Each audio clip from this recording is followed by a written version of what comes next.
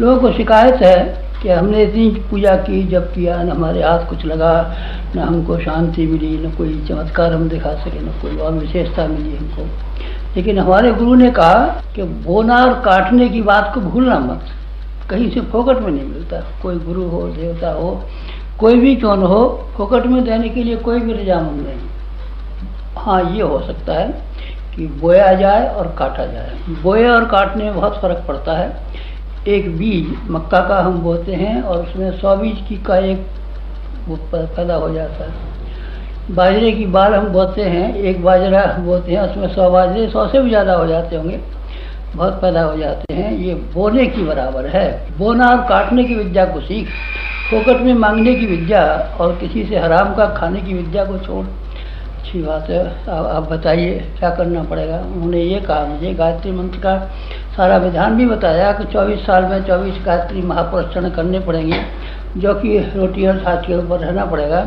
जो कुछ उन्होंने बताया था मैंने समझ लिया, नोट कर लिया और उसी की विधि पर लग गया। लेकिन ये एक नई बात थी। कौन सी? बोना और काटना।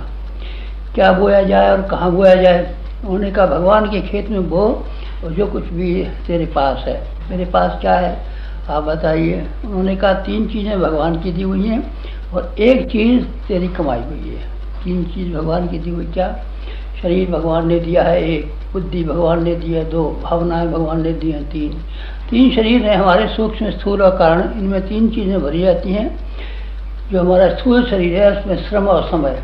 सूक्ष्म शरीर जो है इसमें हमारे में मन और बुद्धि, और कारण शरीर में भावना है। एक चीज़ वो है तेरी कमाई हुई।